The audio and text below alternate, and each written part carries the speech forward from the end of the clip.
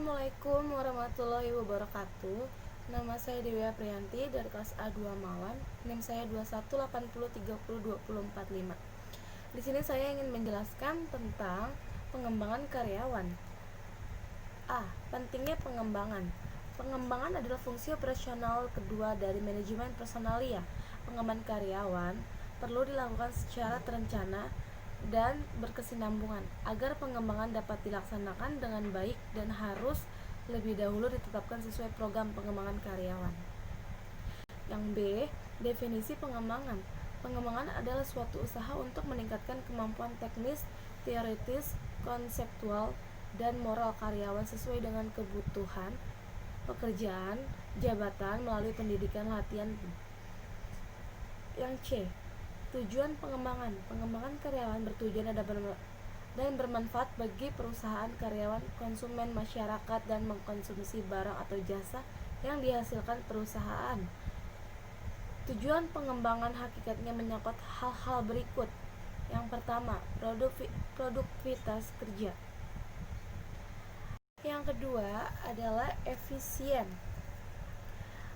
Pengembangan karyawan bertujuan untuk meningkatkan efisien tenaga. Yang ketiga, kerusakan. Pengembangan karyawan bertujuan untuk mengurangi kerusakan barang. Dan yang keempat, kecelakaan. Pengembangan bertujuan untuk mengurangi tingkat kecelakaan karyawan. Yang kelima, pelayanan. Pengembangan bertujuan untuk meningkatkan pelayanan yang lebih baik dari karyawan kepada seluruh nasabah. Yang keenam, moral. Dengan pengembangan, moral karyawan akan lebih baik karena keahlian dan keterampilan. Yang ketujuh, karir. Dengan pengembangan kesempatan, meningkatkan karir karyawan semakin besar. Yang kedelapan yaitu konseptual. Dengan pengembangan manajer semakin cakap dan cepat dalam mengambil keputusan yang lebih baik. Yang kesembilan yaitu kepemimpinan. Dengan pengembangan kepemimpinan seorang manajer akan lebih baik.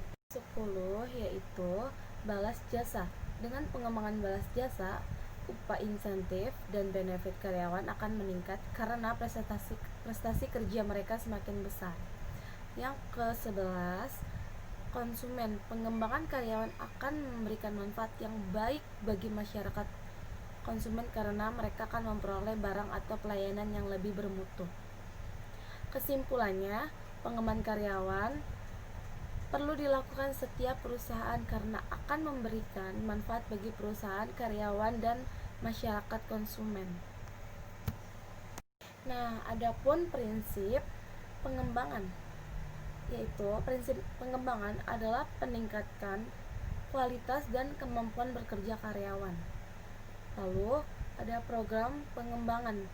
Program adalah salah satu jenis rencana yang konkret karena di dalam sudah tercantum sasaran, kebijaksanaan, prosedur, anggaran, dan waktu pelaksanaannya. Jelas suatu program sudah pasti dilakukan. Itu yang pertama. Dan yang kedua yaitu ada jenis-jenis pengembangan, yang dimana pengembangan secara informal yaitu karyawan atas keinginan dan usaha sendiri melatih dan mengembangkan dirinya dengan mempelajari buku-buku, ataupun pengembangan secara formal yaitu karyawan ditugaskan perusahaan untuk mengikuti pendidikan atau latihan baik yang dilakukan secara perusahaan maupun yang dilaksanakan oleh lembaga-lembaga pendidikan atau pelatihan program. Dan yang ketiga ada peserta pengembangan, yaitu karyawan baru, yaitu karyawan yang baru diterima bekerja pada perusahaan. Dan yang kedua, karyawan lama, yaitu karyawan lama oleh perusahaan ditugaskan untuk mengikuti pengembangan secara seperti balai pusat pelatihan kerja. Nah, tadi saya baru saja selesai menjelaskan tentang pengembangan karyawan, dan di sini saya akan menjelaskan juga tentang kedisiplinan. Pentingnya kedisiplinan. Kedisiplinan adalah fungsi operatif keenam dari MSDM. Kedisiplinan merupakan fungsi operatif yang terpenting karena semakin baik disiplin karyawan, semakin tinggi prestasi kerja yang dapat dicapainya. Tanpa disiplin karyawan yang baik, sulit bagi organisasi perusahaan mencapai hasil yang optimal. Yang B, pentingnya kedisiplinan kerja. Keteraturan adalah ciri utama organisasi dan disiplin. Salah satu metode untuk memelihara keteraturan tersebut.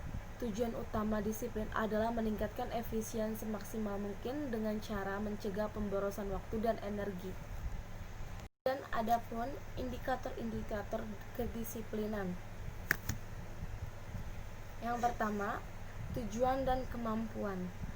Itu ikut mempengaruhi tingkat kedisiplinan karyawan. Dan yang kedua, teladan pimpinan. Teladan pimpinan sangat berperan dalam menentukan kedisiplinan karyawan karena pimpinan dijadikan salah satu panutan oleh bawahannya. Dan yang ketiga, balas jasa. Balas jasa ikut mempengaruhi kedisiplinan karyawan karena balas jasa akan memberikan kepuasan dan kecintaan karyawan terhadap perusahaan dan pekerjaannya. Yang keempat, itu keadilan. Keadilan ikut mendorong terwujudnya kedisiplinan karyawan karena ego dan sifat manusia yang selalu merasa dirinya penting dan minta diperlakukan sama dengan manusia lainnya. Dan yang kelima, itu waskat, adalah tingkat nyata dan paling efektif dalam mewujudkan kedisiplinan karyawan perusahaan. Dengan waskat berarti atasan harus aktif dan langsung mengawasi perilaku, moral, sikap, gairah kerja, dan prestasi kerja bawahannya. Jadi, waskat menuntut adanya kebersamaan aktif antara atasan dengan bawahannya dalam mencapai tujuan perusahaan, karyawan, dan masyarakat. Dengan kebersamaan aktif antara atasan dan bawahan, terwujudlah kerjasama yang baik. Demikianlah tugas presentasi yang saya sampaikan. Maaf jika ada kurang, salah atau kata. Terima kasih atas perhatiannya. Wassalamualaikum warahmatullahi wabarakatuh.